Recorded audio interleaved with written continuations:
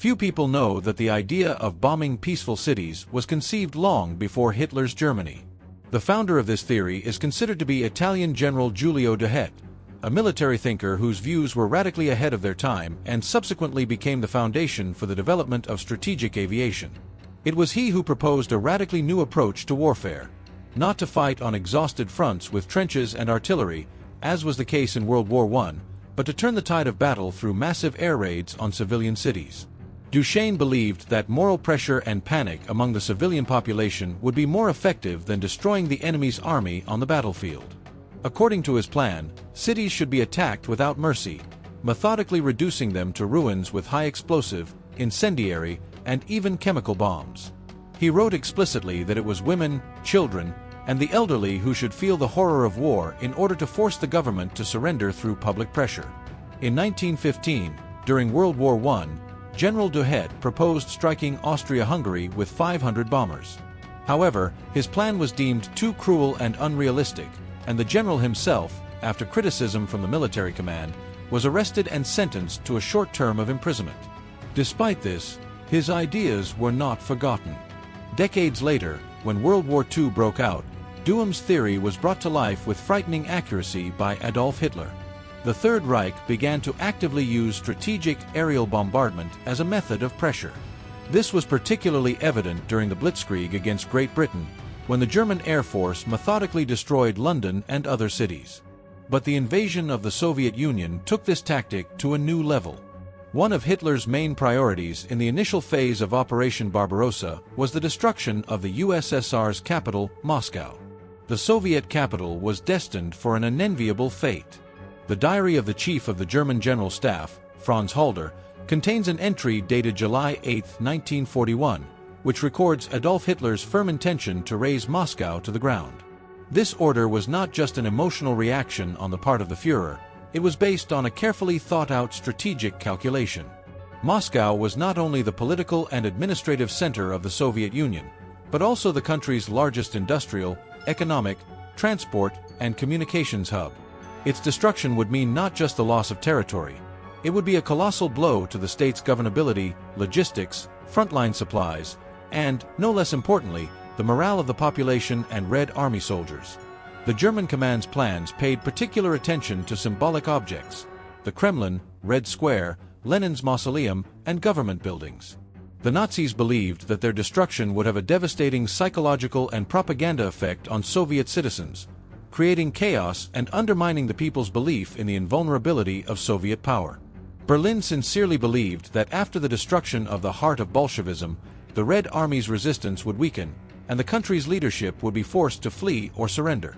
In the first weeks of the war, against the backdrop of the rapid advance of German troops deep into Soviet territory, the Nazis were convinced that the Blitzkrieg had succeeded. They saw the capture of Moscow as inevitable and practically a foregone conclusion. On July 13, 1941, the commander of the 8th Air Corps of the Luftwaffe, General Wolfram von Richthofen, stated that a massive air raid on the capital, which was home to over 4 million people, would help hasten the catastrophe of the Russians. However, despite this optimism, the situation at the front was not so clear-cut. According to the original plan of Operation Barbarossa, the large-scale use of aviation against Soviet cities was to begin only after the main ground objectives had been achieved. That is, ideally, after the encirclement and defeat of the main forces of the Red Army west of Moscow. But by mid-July 1941, these objectives had not been achieved. The resistance of the Soviet troops proved to be much fiercer than expected, and the pace of the offensive began to slow down. Nevertheless, on July 14, 1941, realizing that the Wehrmacht's offensive momentum was beginning to wane and that a quick victory was slipping away, Hitler changed his approach. He formulated a new task for the Luftwaffe: to deliver a sudden and powerful blow to the center of Bolshevik resistance, Moscow. The main targets were government buildings, communications hubs, railway stations, and airports. It was emphasized separately that it was necessary to disrupt the organized evacuation of the Soviet leadership and undermine the USSR's ability to coordinate its defense. Just a few days after receiving the order to strike the Soviet capital, large-scale preparations began. The most experienced Luftwaffe pilots were selected to carry out what the highest echelons of the command described as the honor of bombing Moscow. These pilots already had extensive combat experience. They had carried out raids on London, Coventry, Liverpool, and other British cities during the Blitz, and the Nazi leadership expected them to repeat their success on the Eastern Front, causing similar horror and destruction in the USSR. On July 20, 1941, Field Marshal Albert Kesselring, commander of the 2nd Air Fleet, held a meeting with the commanders of the air units at the airfield in Terespol, in modern-day Poland, near Brest. At the meeting, the key objectives of the upcoming operation, designed to achieve surprise and total suppression of the enemy, were announced. Kesselring and other Luftwaffe generals were absolutely confident that the Soviet Air Force had been virtually destroyed during the first weeks of Operation Barbarossa, and that the remaining air defense forces, in their opinion, could not offer serious resistance. The bet was on a lightning strike, demoralizing the population and disrupting the evacuation of the Soviet leadership. A powerful air group was formed to participate in the raids on Moscow. It included select units with vast experience in air warfare, from the Baltic states to western Ukraine.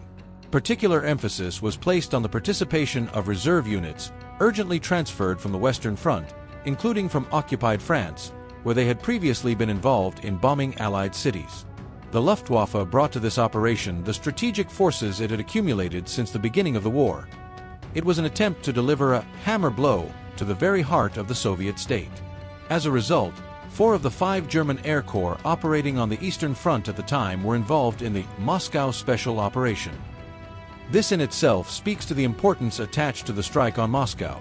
It was not just another operation, but an attempt to bring down the Colossus with one crushing blow from the air. One of the pilots who took part in these raids later recalled how his commanders, inspired by their previous successes in the skies over Great Britain, confidently persuaded their personnel, "If we were able to bomb London, breaking through anti-aircraft defenses, chains of balloons, and dodging Spitfire attacks, then we can certainly handle Moscow. Now your target is Moscow. Believe me, it will be much easier than you think." The Luftwaffe general addressed his subordinates with such bravado. He confidently declared that the Russians had only a small number of anti-aircraft guns, which would not cause any serious inconvenience. According to him, there were almost no searchlights in Moscow, no barrage balloons were planned, and night fighter aviation was, quote, "a myth and fear of Soviet propaganda." He urged pilots not to be afraid to fly low over the city and drop bombs accurately, without rushing, as if they were at a training ground. Concluding his speech, the general expressed complete confidence that in a maximum of 4 weeks of systematic bombing, his troops would enter the capital of the Soviet Union. And that, in his understanding, meant the end of the war. However, as is often the case, reality shattered his confident expectations. The Soviet command was well aware of the strategic importance of Moscow and prepared for its defense with remarkable dedication and scale. In anticipation of the Nazi air offensive, powerful air defense forces were pulled from other fronts to the capital, even though those areas themselves needed protection. The Moscow Air Defense Zone, responsible for defending the city, was reinforced with additional anti-aircraft artillery batteries, modernized radar equipment, and a whole network of airfields from which fighters could take off in case of an alarm. Particular attention was paid to night aviation. Yes, at the initial stage of the war, the USSR did indeed have few trained night pilots. But to save Moscow, 2 special squadrons were created on an emergency basis, consisting of test pilots with unique experience in night flying. These aces took to the skies in I-16 and MiG-3 fighters and proved their effectiveness in the very first battles, shooting down German bombers that, as they were led to believe, were flying for a walk. Camouflage became an equally important component of defense. Unprecedented measures were taken in a very short time to change the appearance of the city. The outlines of streets and squares were deliberately altered to create false targets. Fake buildings and mock-ups imitating factories and administrative buildings were erected above the squares. The golden domes of the Kremlin cathedrals, so clearly visible from the air, were painted dark green to blend in with the city's treetops. The red stars on the Kremlin towers, symbols of power and important landmarks from the sky, were camouflaged with thick canvas. In order to save the capital of the USSR from the destructive power of German aviation, Soviet architects, engineers, and artists made every effort to hide Moscow from enemy eyes from the air. Camouflage became a true art form. Entire buildings, including administrative and industrial facilities, were covered with camouflage nets stretched over metal frames that imitated the shapes of ordinary residential buildings.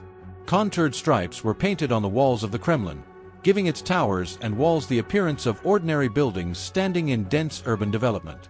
However, it soon became clear that artificial buildings painted directly on the asphalt or walls did not cast shadows, and an experienced pilot could suspect something was amiss, especially when flares were dropped. In view of this, the approach to camouflage was changed. Architects began to physically transform the contours of buildings. The Kremlin structures were completed with light plywood superstructures, creating the illusion of ordinary buildings. Even Lenin's mausoleum, a cult symbol of Soviet power, was covered with shields covered with fabric and painted to look like an ordinary two-story residential building. Red Square, instead of an open stone space, turned into something between a courtyard and a construction site. The golden domes of the cathedrals were painted over with dark paint, and the stars on the towers were covered with tarpaulins.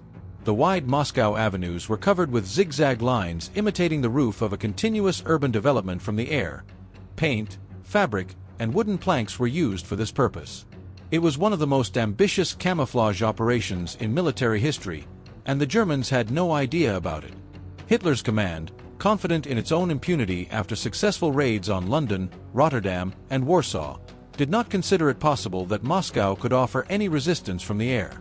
They still considered the Russians to be technically backward and undisciplined. And then came July 21, 1941, almost a month after the start of the war. It was on this day, in complete complacency and confidence in their impunity, that the German command decided to begin massive bombing of Moscow. From the captured airfields in Belarus, mainly in the Minsk and Orsha areas, an entire armada took to the skies. 220 heavy bombers, Heinkel He-111, Junkers Ju-88, and Du-17. They carried a deadly cargo, 100 tons of high-explosive bombs and more than 45,000 incendiary bombs. It was a carefully planned operation aimed not only at destroying infrastructure but also at demoralizing the Muscovites. To ensure the accuracy of the strike, German paratroopers had installed radio beacons in the Smolensk forests in advance. These beacons, operating on Luftwaffe radio frequencies, guided the planes to the capital even in night flight conditions and cloudy weather. Each crew was equipped with detailed maps of Moscow on a scale of 1:25,000, a phenomenal level of accuracy for that time. In addition to maps, the pilots had aerial photographs taken during aerial surveys. It was not surprising that Hitler's command had such detailed information about strategic and infrastructure facilities in Moscow. This data had been collected and carefully systematized long before the war began, during peacetime. Employees of the German embassy in the USSR, as well as representatives of the German airline Lufthansa, whose planes regularly flew civilian flights to Moscow, made a significant contribution to the reconnaissance preparation of future raids. Under the pretext of technical inspections and photographic documentation of airfields, they photographed the capital from the air, analyzed street traffic patterns, transport routes, and the location of life support facilities and government agencies. However, the preparations did not end there.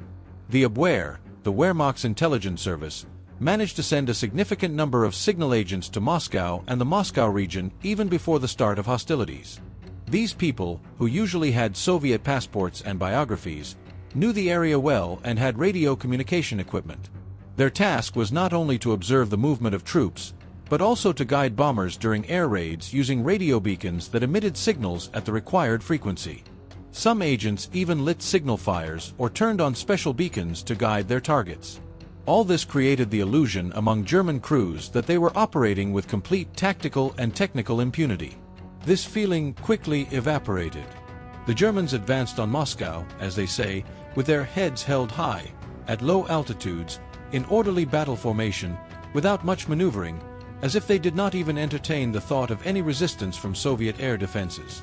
They were so confident in their own superiority and the surprise of their attack that they did not even take minimal precautions.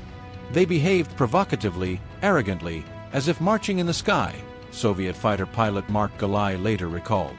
It looked like a show of force, not a military operation. But just a few minutes after entering the Moscow air defense zone, the Germans encountered a nightmare they did not expect. Right in front of them rose a wall of explosions, dense, continuous barrage fire from anti-aircraft artillery. Moreover, dozens of barrage balloons with metal cables soared into the sky at an altitude of more than 4,500 meters, capable of instantly tearing apart an aircraft fuselage. The British, for example, did not raise their balloons above 2,000 meters, noted one of the German officers, but the Russians used them boldly and competently. In addition, the sky was literally flooded with the blinding light of powerful searchlights. Dozens of beams pierced the clouds, fixing each silhouette of an enemy aircraft and directing fire at it. What German intelligence considered destroyed turned out to be alive and very formidable.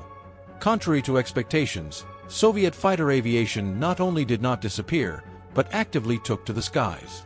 During the first night of the raid, 173 combat sorties were flown, most of them in complete darkness. Test pilots and night aces, armed with I-16 and MiG-3 fighters, rushed into battle. The Germans did not expect such resistance. They began to rush around, lost formation, dropped bombs wherever they could, just to get out of the fire zone as quickly as possible, recalled one of our anti-aircraft gunners. Some turned around and dropped their bombs in the forests outside Moscow. As a result of the first raid on July 21, 1941, Moscow suffered damage, but it was not critical. Serious fires were avoided thanks to preparation, the work of firefighters, and the courage of ordinary citizens. However, the Germans lost more than 20 aircraft, which came as a painful surprise to them. Only a few managed to break through to the city center. Oberleutnant Becher, an experienced bomber pilot, recalled, "Of all the sorties I flew on the Eastern Front, the most difficult were the night raids on Moscow. The Russian anti-aircraft guns fired with frightening accuracy. I had never seen such dense fire and so many searchlights. It seemed as if we were flying not over a city, but through a red-hot furnace." The German command organized the second massive raid more cautiously. The planes flew higher, kept their distance, and maneuvered constantly, but the essence remained the same. Yes, there was certainly damage from the raids. Moscow was indeed bombed, buildings were destroyed, there were human casualties and fires. But it was very far from the apocalypse that German generals and propagandists had imagined. The images of a completely destroyed city engulfed in flames and lying in ruins remained fantasies. Their expectations were shattered by the steadfastness of the defense and the self-sacrifice of Soviet citizens. On the night of August 10th to 11th, 1941, the Luftwaffe carried out its last major raid on Moscow. Hundreds of bombers took part in it, but only a dozen aircraft were able to break through the dense defenses. Only 5 reached the city center. This was a complete failure of the German plan for the strategic destruction of the USSR's capital. It became clear that Moscow would not suffer the fate of Rotterdam, Coventry, or Warsaw. The city had withstood the attack, and now it was practically impossible to destroy it from the air. After the failure of large-scale raids, Hitler's command changed tactics. The main target was no longer buildings, but the nerves of Muscovites. Now the raids were carried out more often, but with much smaller forces. The goal was simple and insidious: to wear down the population, force people to constantly rush between their homes and bomb shelters, disrupt their sleep, disrupt work processes, and slow down production. The constant wail of sirens, the anticipation of explosions, the anxious silence between raids, all this was intended to undermine the psychological stability of the capital's residents. And the Germans achieved a certain result. For example, in October 1941, real panic broke out in the city. It was caused not only by nighttime bombings, but also by rumors that the Germans were already approaching Moscow and were about to launch an assault. People tried to leave the capital, bought up food supplies, and waited for the worst. The situation was extremely tense. Nevertheless, this war panic was successfully overcome by decisive measures. The authorities stepped up patrols, conducted mass educational work, and, most importantly, ensured the uninterrupted operation of defense enterprises and public utilities. Even amid almost daily air raid alerts, Moscow continued to work, produce, and live. Most importantly, the response to the airstrikes on Moscow was not long in coming. On August 7, 1941, Just a few weeks after the start of the raids on the Soviet capital, the Soviet long-range aviation struck at the very heart of Nazi Germany, Berlin. Over the course of a month, until September 5th, Soviet bombers carried out a series of successful raids, penetrating German territory in TB-7 and Air, 2 long-range bombers. This was not just a military operation, but a powerful moral and symbolic response. What was particularly striking was the fact that the Germans did not even immediately realize that they were being bombed by the Russians. According to official Soviet data, released after the end of the war, more than 2,000 people died as a result of the Luftwaffe raids on Moscow in 1941 to 1942. Another 6,000 civilians were wounded to varying degrees. A total of 5,584 residential buildings were partially destroyed or seriously damaged. Entire neighborhoods, once cozy and quiet, were reduced to ruins. In addition, 90 hospitals, 253 schools, 19 theaters, and cultural centers were damaged. Bomb explosions tore up the asphalt, destroyed walls, and shattered lives, leaving thousands of Muscovites homeless.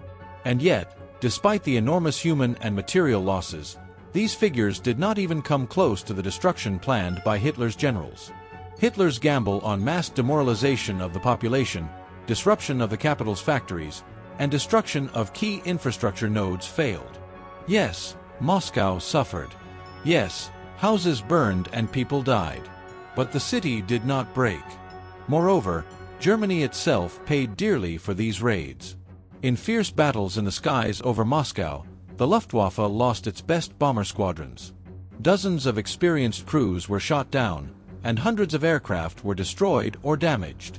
The German command, which had counted on a quick and painless air campaign, found itself trapped. Instead of triumph, it faced organized, stubborn, and unyielding resistance. The losses were so significant that by the end of November and beginning of December 1941, the frequency of raids had declined sharply. And from April 1942, they ceased altogether. This was not only a military success, but also a powerful symbol. The capital of the Soviet Union could not be captured, burned, or even brought to its knees. Moscow stood firm. And with it, the faith of millions that the enemy could be stopped remained intact. This victory in the air was one of the first in a long list of future Soviet victories, a harbinger of the turning point that would finally take shape on the fields of Stalingrad and the Kursk Bulge.